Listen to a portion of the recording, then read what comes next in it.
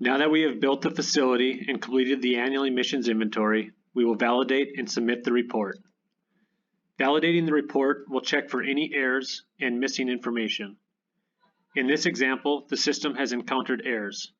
For a description of the errors, we can download the error report.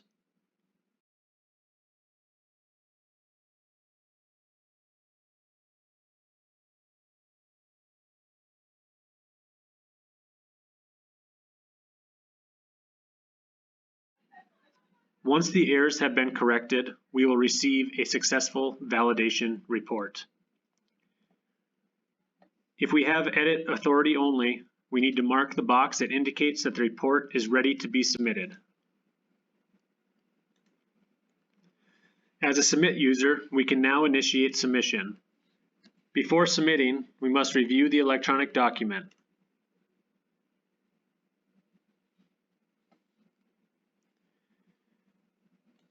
After final review, we will continue to the submission agreements page. We must agree to all of the statements before continuing. Lastly, to submit the report, we will answer a challenge question and enter our account password. This brings us to the confirmation page and completes the annual emissions inventory process.